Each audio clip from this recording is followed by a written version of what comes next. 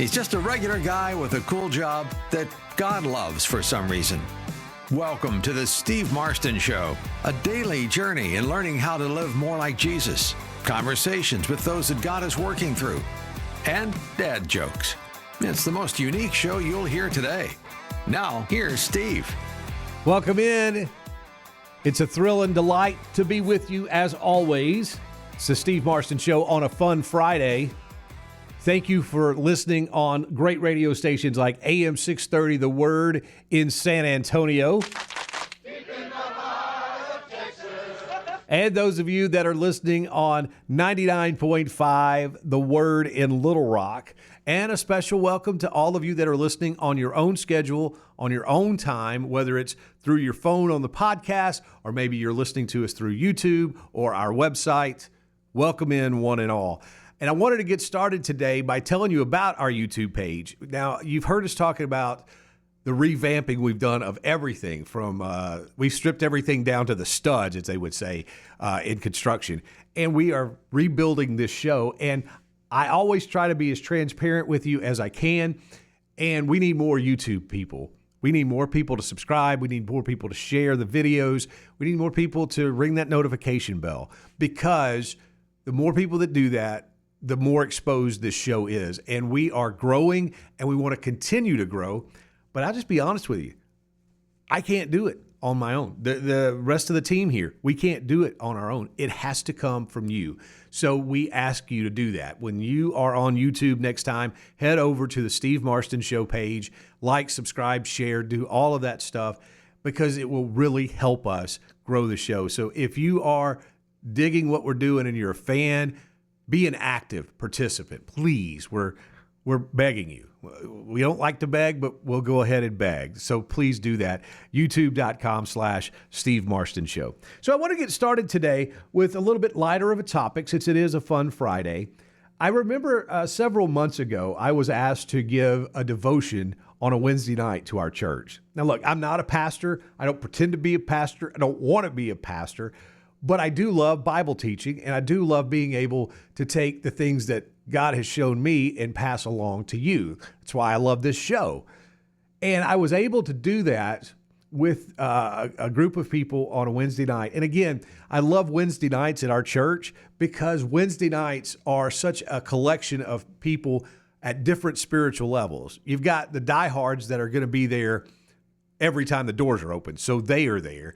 But then you've also got a bunch of couples in all kinds of age ranges that have dropped off their kids for our kids ministry stuff that we do on Wednesday night. And instead of going home, they come and participate in this Bible study. So we've got people that are, decades in their walk with Jesus, and then maybe even some people that don't even know Christ as Savior yet. So it's a wonderful opportunity, and it's a blessing that I get to do every so often. So anyway, I was having a chance to do that one time, and I did an open response. I said, let's think about this. If you had an opportunity to hang out with someone that was in the Bible, to be a friend of theirs, to be an eyewitness of everything that they did, who would it be? And of course, we had to immediately take Jesus off the table, because everybody would have wanted that, included me.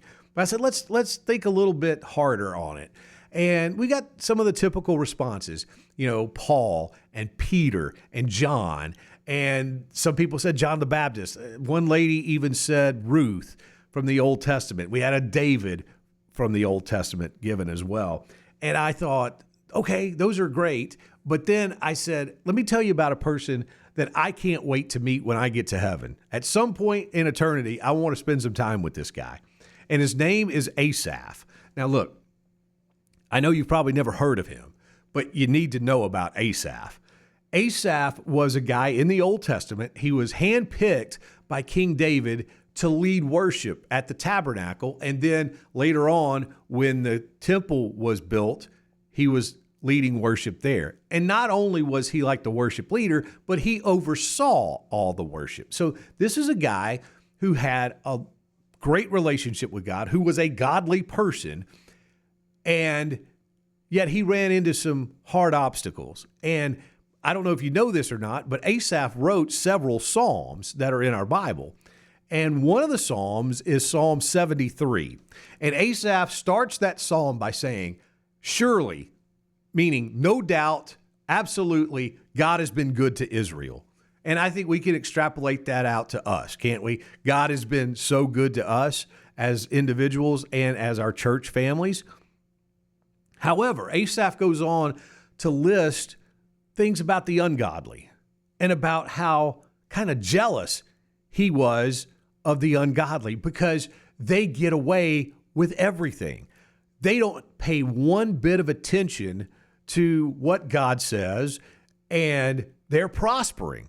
They don't have any lack of food. They don't have any lack of wealth. They don't have any lack of power and of influence. And Asaph looks around and says, why should I keep doing what I'm doing? Why should I continue to be living this godly life and disciplining myself and saying no to some pleasurable things and saying no to myself in general? Why should I keep doing that when those that aren't following Jesus, or at least in this time aren't following God, they're prospering? And here I am struggling to make ends meet. Can you relate?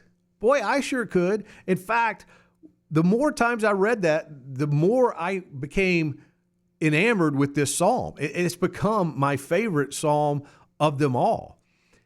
And Asaph lists all of these reasons why the ungodly are prospering and how unjust that is. And it's in the midst of all this that Asaph stops and he says, it wasn't until I entered the house of the Lord that I realized their end. Now, wait a minute. It wasn't until he entered the house of the Lord. He's there every week. He's the guy that leads worship, for crying out loud. What does he mean by that? Well, I think he is talking about not just going to church, but worshiping. Because there's a difference between spectating and participating. Can I get an amen, somebody? And that's what Asaph finally did. Even as a staff leader, somebody that was looked up to as a godly person, he finally came to the point where he was worshiping. And he realized that, yes, temporarily, the ungodly, they may have it made right now. They may have everything that we would kind of desire to have because we feel like, well, we're following God and God ought to bless us in that way. But eternity speaking, there's no comparison. Asaph is like, I know what's awaiting them eternally. They don't believe, they don't care, and they have made their decision. I believe, I care, and I have made my decision, and eternity is going to be much greater for me than it is for them. So, yes, they can have their temporary. I'm going to focus on the eternal. And once we do that, that changes everything. So can you relate to Asaph? Boy, I sure can. In fact, I kidded with our congregation that night. I said, I'm going to get me a T-shirt. It says to ask me about Asaph because I really feel so strong about this. This guy just is so relatable to me, and I hope it's relatable to you. I would encourage you to read Psalm 73 and just kind of digest it and take it in, because every time it feels like life is giving us a bunch of lemons and we are trying our best to live for God and do the right thing and be a good citizen and all of those type things that we know we're supposed to do, and it seems like we get the shaft. It seems like the short end of the stick always comes to us. Well, guess what? Asaph assures us that, yes, that may happen for the next 5, 10, 20 years of whatever remaining time we have in life, but any of that is not going to be comparable to what is awaiting us. And we've got to keep our eyes focused on eternity and not so much temporary situations, even though they can be hard and difficult, that are here among us now. So check out Psalm 73. It is so good. The Steve Marston Show continues, the only real Christian radio show and podcast that really matters. It's great to be with you, and we've got our website. We've talked about it a lot lately, and I want to continue to hit it hard because I want you to visit SteveMarstonShow.com. It's so much bigger than this radio show or podcast. It really is becoming an online library because we are working hard to make it where every search engine from Google to YouTube and on down, whenever people are searching for Christian topics, they're going to be exposed to our show. Like, for instance, if they're trying to find some hope through the loss of a spouse, one of the things that'll pop up when they type that in will be our conversation with Drew Klein, who had lost his spouse just a few months ago. Or maybe it's dealing with childhood cancer, and our conversation with Michael Loudermilk will pop up. Or a myriad of other things that we have talked about and had people on discussing in their lives. It's such an online database that it is so impressive. And I'm so thankful that our website guys are doing the job that they are. And we just need you to click around and check it out for us. We would love for you to do that. Again, it's SteveMarstonShow.com. Again, we are greatly appreciative for you doing that. Every week on Friday, we like to review the online paper magazine news source of record. And that is not the Washington Post. It is not Politico. It is not the New York Times, not even the New Orleans Times Picayune. And okay, I just like to say the word Picayune. But it is the Babylon Bee. The Bee is the online satire of record for the Christian life and the Christian circle and the Christian bubble. And if I'm brutally honest, I'm kind of jealous that I didn't create it myself because I'm a smart aleck at heart and I would love to poke fun at the Christian bubble. So they beat me to it. So the least I guess I can do is to expose it to you every single week. So let's get the Bee underway for this fun Friday. Here's 12 clear signs your husband does not love you anymore. The Bee says relationships are hard work, especially for women. That's because if there's anything men love more than trucks, jackhammers, and sport games, it's dropping subtle clues about how they feel instead of just talking to you. Am I right, ladies? You know I am. And sometimes those clues your husbands drop are bad news. At any moment, he could be signaling to you that he just does not love you anymore. So here's what you need to do. Look for these 12 sure signs that your hubby no longer loves you. All right, here we go. Let's get started with number 12. When you ask if he would remarry if you died, he says, no, of course not, but hesitated for like 0.3 seconds first. You know what he was doing for those 0.3 seconds, don't you? Thinking of another woman that he can't wait to marry as soon as you die because he does not love you. Number 11, he offered to cook dinner tonight because he doesn't like your cooking or all the things you do for him or you. Did he ever even love you in the first place? Number 10, he said, wow, you look pretty tonight. Babe, you look pretty every night, and he obviously doesn't think so. Leave his sorry rear end now. Number 9 on the Babylon Bee's list of 12 clear signs your husband does not love you anymore. He talked politely to the waitress at Denny's and even smiled at her in your dream last night. Cheating. He's definitely cheating. Also, he doesn't love you. Number 8, he didn't bring you home a Diet Coke from the store, even though you told him you did not want one.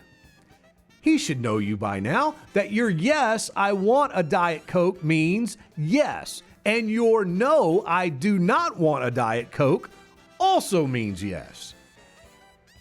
Number 7, he left on an odyssey almost 10 years ago and hasn't come back. Who does he think he is? Some sort of man who leads an odyssey? Psh.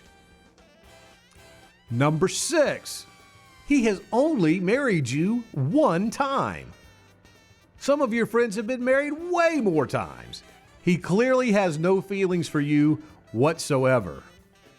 We're up to number 5 on the 12 clear signs your husband doesn't love you anymore.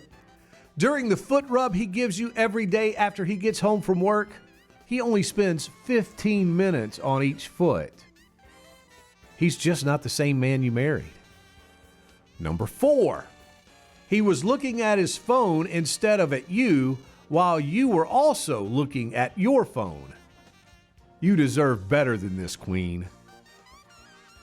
We're up to number 3 on the Babylon Bee's 12 clear signs your husband does not love you anymore.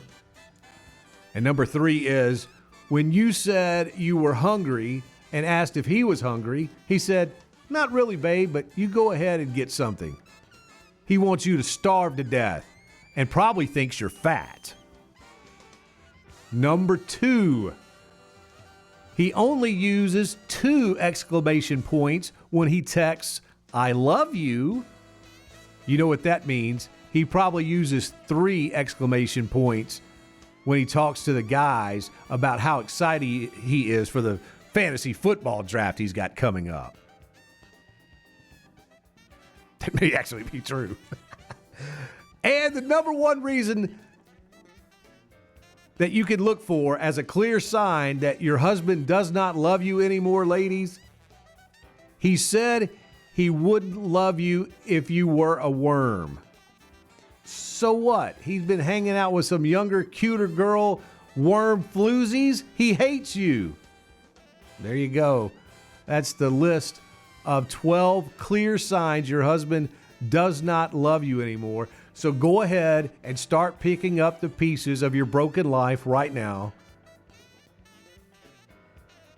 That's the Babylon Bee in review here on the Steve Marston Show for this Friday. Hey, hang on. Speaking of entertainment, we're going to be talking with Paul Asay. He is the director of PluggedIn.com. It's a ministry of focus on the family, and we're going to be talking about some of the movies that are going to be out in theaters this week, but also some of the new albums and video games and streaming options that are available that you need to be made aware of and what is going to be best for you and your family. So hang on. More of the Steve Marston Show coming up. Don't go anywhere. We'll be back.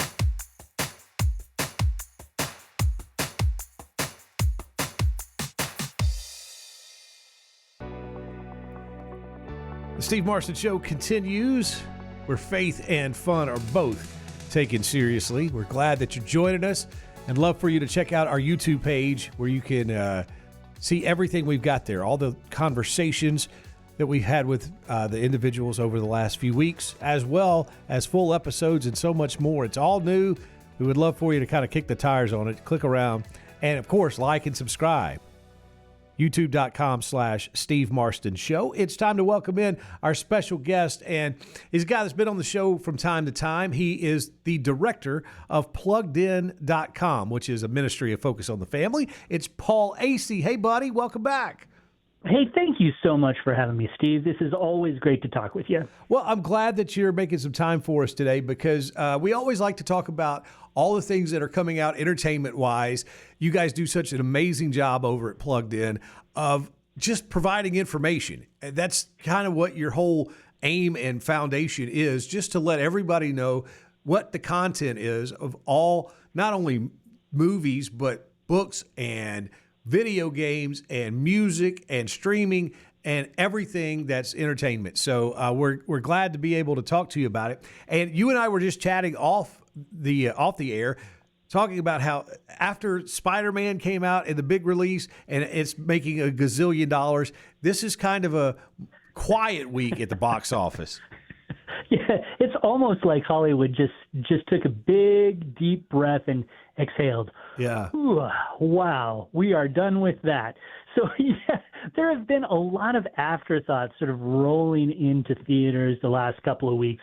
We have a big one next week that we've actually seen. That's Coyote versus Acme, which I know a lot of people will be excited about. But for now, the pickings are a little bit slim, especially for family-friendly stuff. Yeah. Probably the best best bet we've got here is the Magic Faraway Tree, which is a PG movie that is in fairly limited release. If you're in a small town, chances are you won't necessarily be able to see it. But it does have some nice messages. It features a pretty strong cast. Claire Foy, who some people might remember from The Crown, is in it. She stars alongside Andrew Garfield, who's been nominated for 2 Oscars. They are parents of kids, and this is an issue that is near and dear to Plugged In's heart. Their kids are a little bit screen obsessed. Oh, yeah. They spend way too much time on screens. And so they decide to make a quantum change in their lifestyle. They move out into the country to raise tomatoes. But as they sort of start that process along, the kids get an invitation from some magical creature inviting them to the faraway tree. This faraway tree is magic, of course, and it becomes a portal to a whole bunch of other lands. This PG movie has obviously a lot of magical elements. It's right there in the title. A lot of people may be disturbed by some of the spirituality, the quasi-spirituality that we see. Yeah. The kids actually have to chant, "I believe in magic" 3 times, which I think will rub a lot of parents the wrong way. But at the same time, it has some great messages. As we said, that idea of taking screen time seriously is near and dear to our heart. It's also great to see such a strong family and such a strong marriage that's sort of the head of that family. The Claire and Andrew's characters, they love each other, and that love only grows stronger as the movie goes along, and that's really encouraging to see. Well, I bet it is, because, isn't it sad to think that, strong marriages and good fatherly and motherly role models in movies aren't there anymore? But I guess it's a reflection of society. That's what they would say, because it's not happening in society. It's not happening in the movies. But you're right. That's a breath of fresh air for sure. Before we move on, Paul, let's talk a little bit about, we gave last week the breakdown, the review of Spider-Man, but I want to talk to you about just your personal view of it. Let me just ask you, how many times have you seen it? You know what? I got to be honest with you. I haven't seen it at all. Oh, no. You're like the only person in America. I'm the only person in America, and I cover all these superhero movies. Right? I know. Man. I feel you have called me out, and I feel like I'm derelict in my duties now, and I feel terrible. Well, listen, and the reason I was bringing it up to you is because so many of the Marvel movies that we've seen in the past, I think, are too inside baseball. They have so much references to people and characters that if you're not just one of those people that nerd out over it, you don't really know about them. Because I sit there and I'm watching, I'm confused, and I have to ask my 12-year-old, hey, what's this? What's up? Because they get it, they understand it.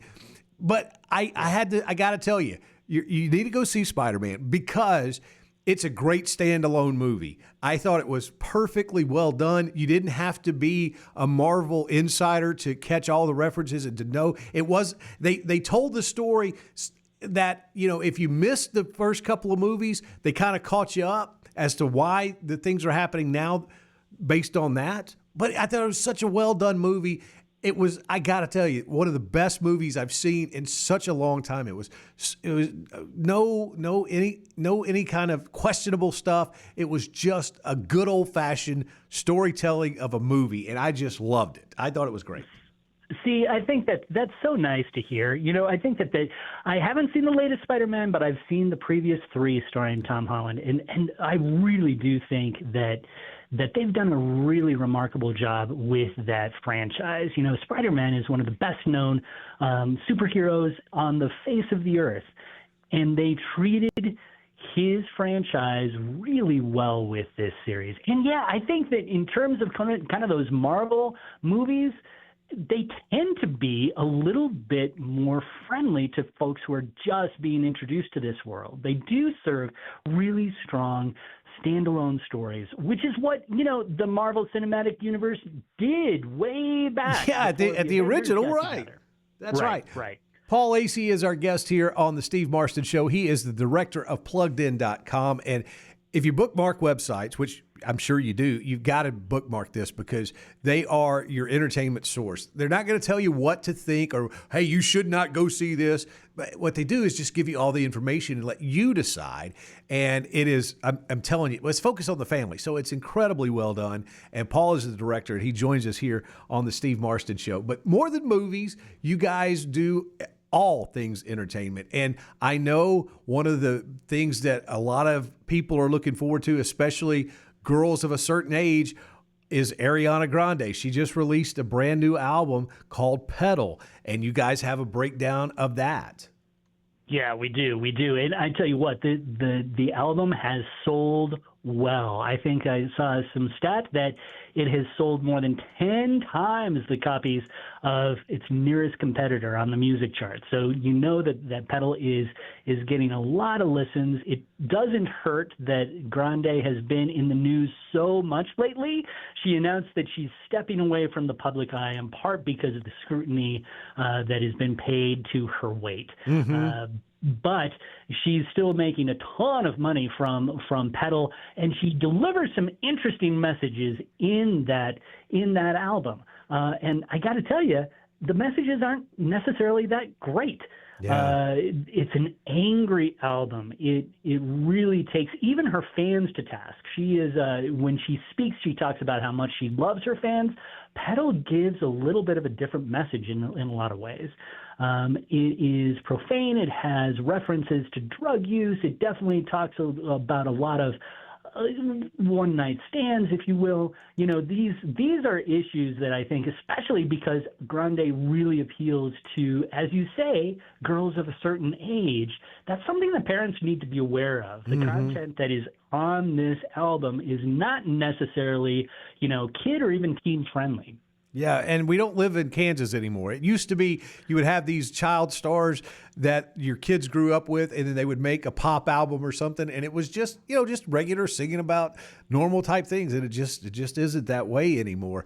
Because and Ariana Grande holds a little place in my family's heart because my kids grew up watching Victorious, and I would tell my kids I was watching the show with them, and I found entertainment in the show, and I kept telling them, I said, look, they have missed the boat on this. The redheaded girl, she's the star. She's the one that's got the voice. It's the first time I've ever been right in calling something like that. But my kids all give me credit for saying, yeah, Dad got that one right. Ariana Grande was the breakout star there. But anyway, we're talking with Paul Asay. He is from Plugged In, and we're just reviewing some of the stuff that's online, and not only online, but in theaters and stuff too that you might be consuming. And when you talk about some of the things from these child stars, the franchise that is maybe the most known is Camp Rock, and it is coming back. Camp Rock 3 is on the horizon. Camp Rock 3 is actually playing on Disney Plus right now. Oh, is it? Yeah. Okay. Yeah, I tell you what, when we talk about it, it is a great segue because, Ariana Grande, she was one of those starlets that came up through Nickelodeon, actually. But Disney has long been this factory for these up-and-coming singer-actors that have just sort of exploded on the scene. And if you can think way, way, way back to the original Camp Rock, it launched really the careers of a couple of really important acts, and that was Demi Lovato and the Jonas Brothers. Mm-hmm. Demi played this girl named Mitchie, who sort of got into a relationship with the character named Shane Gray, who was played by Joe Jonas. That sort of really put them both on the map. I think the Jonas Brothers were pretty popular before then, but it brought them up another level. Now everybody's back. The Jonas Brothers make an appearance. We do have a little cameo from Demi Lovato herself, but we're dealing with a new group of kids, another talented group of kids who want to sing and dance and act their way to stardom. Camp Rock is this place that in the fictional world that it's set in has launched so many careers, and everybody who goes pretty much wants to be a star, or they just love music. And the main focal point is someone who loves stardom more than almost anything else. Her name is Sage. She finds that her love of stardom is getting in the way of some of her relationships, which is a nice message as far as it goes. For families, Camp Rock 3, it is pretty clean. You won't find very much problematic content. This is as innocuous as the show can get. You know, you don't even really have any strong language to speak of. There's no violence. Two characters almost kiss, but they're prevented from doing so. But I do think that sometimes these stories, especially stories that come from Disney, they really sort of the worldview is almost something that we need to pay more attention to than the actual content issues, because the worldview, it does tend to elevate this idea of stardom. It elevates this idea of pursue your dreams regardless of what other people say. And there's a place for that. There's a context for that. But I think it needs to be shaped really for parents, because if you take those messages to extreme, they can make they can push in a much more selfish direction, a much more me-serving direction. And as Christians, you know, we're not supposed to be about me. We're supposed to be about God. We're supposed to be about other people.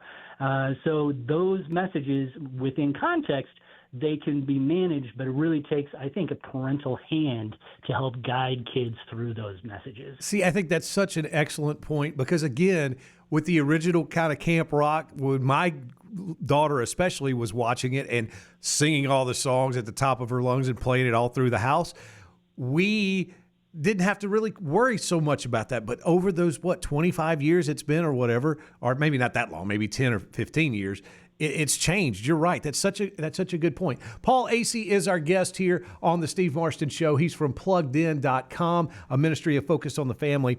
So in our remaining couple of minutes here, let's talk a little bit about what's at the website, including those tutorials and the blogs and everything you guys have got that's just more kind of ammunition for parents to be able to make better decisions. Yeah, you bet. We really do, as you say, we really do try to help parents walk through these bewildering worlds of entertainment and technology. So because of that, we review lots of movies. That's probably what we're best known for. But we review TV shows, music, video games, YouTube channels, books. We have reviews for all of that. We also do a lot of talking about technology and social media and screen time. Those are worlds that I think that sometimes parents feel like their kids know better than they do. And so we try to give parents the tools that they need to help lead their kids, guide their kids through that bewildering world. And let me tell you, there's one area that I would love to point people to, and that is Plugged In's Tech Guide. We have a tech guide that's actually meant for parents. It's called Parents Guide to Technology. We do this every year.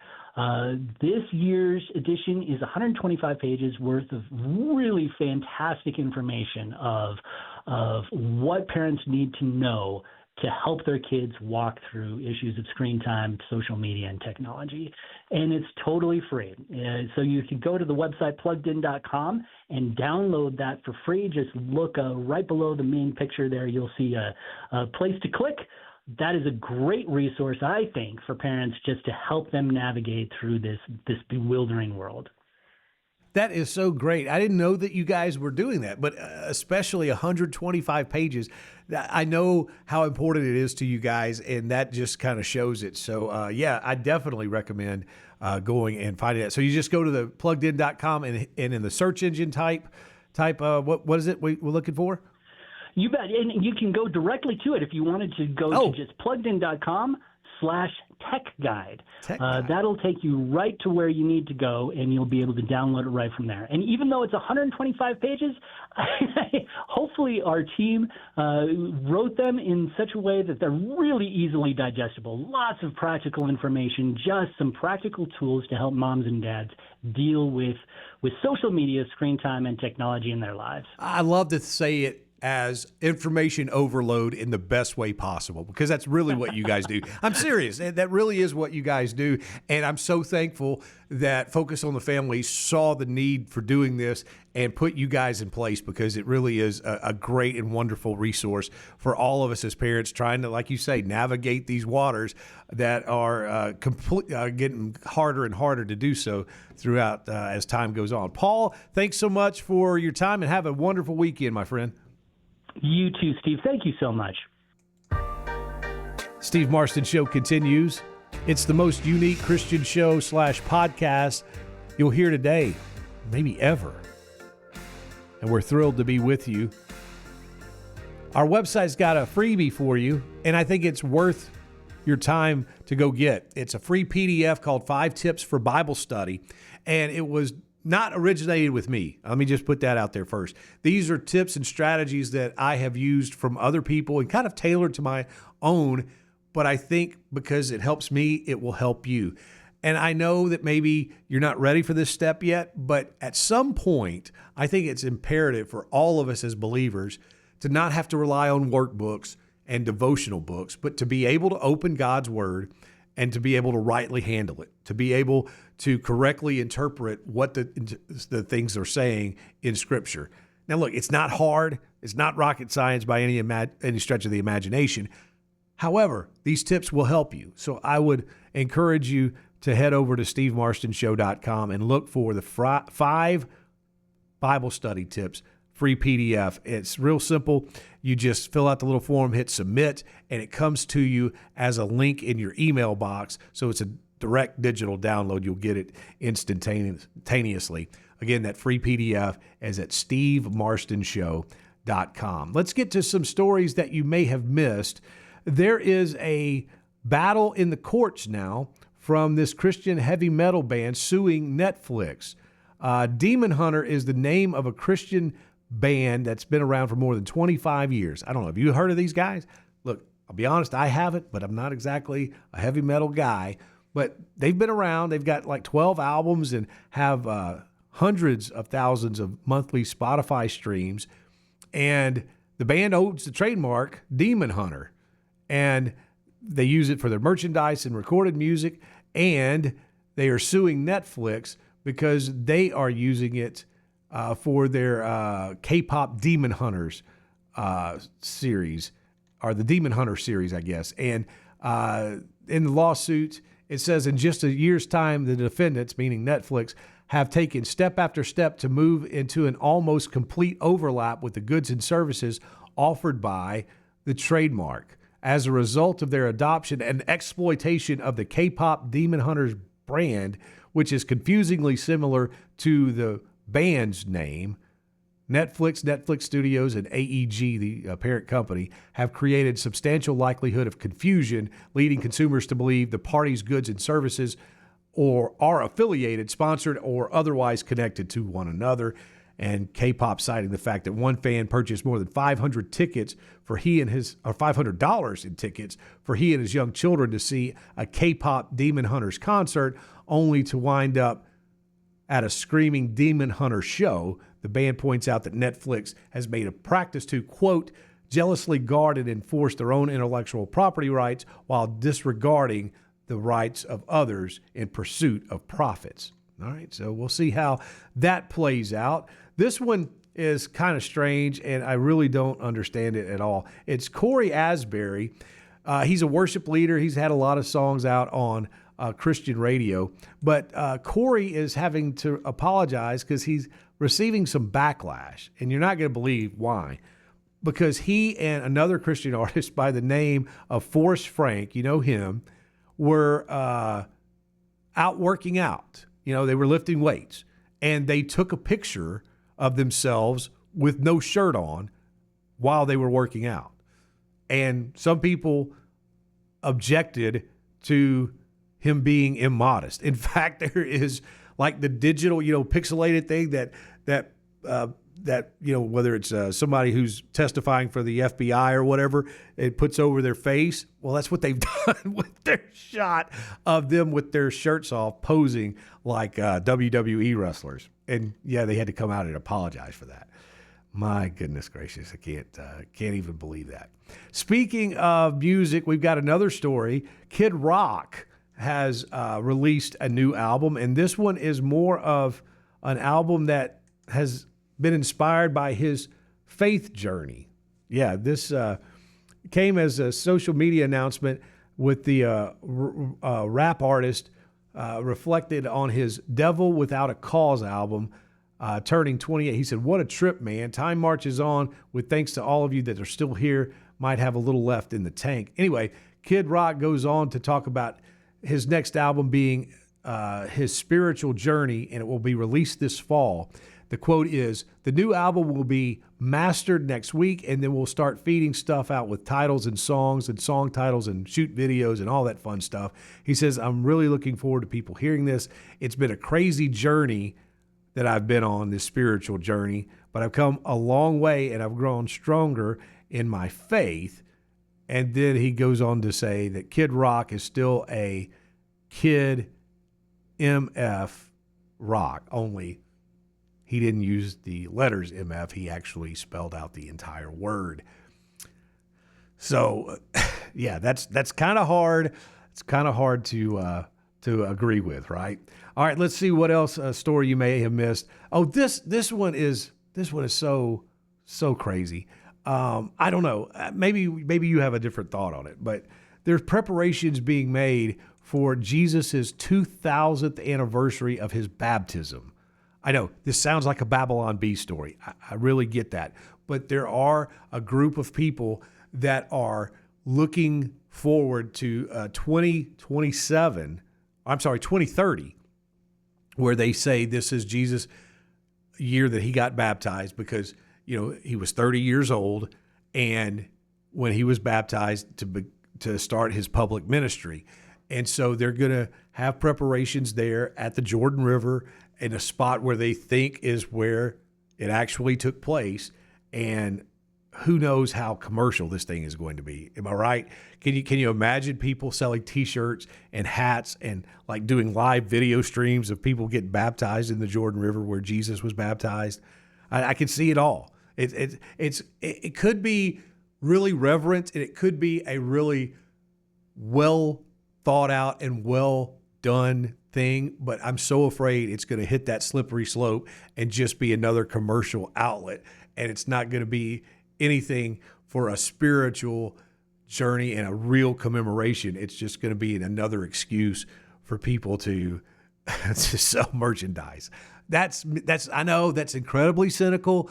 I know that there's some good-hearted people working on this, and I truly hope that it does become something worthy of worship and being a holy deal. But I just know people. I just know how they think and how they act, and I'm just afraid that it's not going to be what the organizers really intend for it to be. But we'll look for that coming up in a few years, in 2030, the anniversary of Jesus's baptism plus 2,000 years.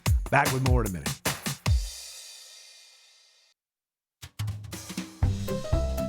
Here at the Steve Marston Show, we are serious about faith, but we love a good dad joke, too. The dad joke of the day comes from the home office in Rose City, Arkansas. My neighbor knocked on my door at 2:30 this morning. Can you believe that? Well, luckily, I was still awake playing my drums at the time. The nerve of some people, am I right? Steve Marston Show continuing on this fun Friday. So glad to be with you and looking forward to next week. We've got a couple of really neat conversations scheduled. One of them is with Dana House. Looking forward for you hearing that interview. She's written a new book about her experience with her son, who almost died after just being 3 weeks old. It is a powerful story, and she's turned it into a children's book. So you're going to love that. It's a fun conversation, and we'll have for you next week here on the Steve Marston Show. So be heads up for that. Okay, let's get to Faith Between Our Ears. This is the final day where we are looking at 1 Corinthians chapter 2, verse 9. We've learned it all week, or we have worked on it all week. I hope you have it down pat by now. And again, it's not so much of having it word by word, verbatim, but really understanding what it's driving at and what the meaning of it is. Paul wrote this to the Corinthians, and it says, "No eye has seen, no ear has heard, and no mind has imagined what God has prepared for those who love him." Having this verse in between our ears will help us when times get tough, when times are the hardest, when we feel like we are just at our end. We can mentally go back and get this verse and pull it out and realize that not only is God not through with us yet, but he's got so much more in store for us. That's the beauty of it. In fact, it's in both the Old and New Testament, because Paul is quoting from Isaiah chapter 64 when he says this. So that's how important God thinks that it is for us to know that. He put it in both the Old and in the New Testaments. So I hope you've got it down. If you don't, it's not too late. All you have to do is memorize it. Just take some time to spend with God's word by yourself, whether that's just reading it over and over again. Maybe you've got to read it out loud to yourself. Maybe you've got to write it out longhand on a notebook for, 2 or 3 or 4 times. But whatever it takes, use that discipline, that part of being a disciple, and learn this verse. Again, faith between your ears is 1 Corinthians chapter 2, verse 9 for this week. Coming up on Monday, we'll have a fresh Bible verse that we'll start to learn for faith between your ears. Okay, so as we close up shop today, we leave you with a call to action, your next step. And what is your next step? I think it's to find someone in the Bible that you relate to. And it could be anybody, whether it's relating to them because of good qualities, or maybe looking at them and saying, you know what, I could see in my life that if I were to continue down this road, I would end up like this person. And I don't want that to happen. So it could be positive or negative, but find someone that really you relate to and study about them and learn about them. Okay, we're out of time. Adios.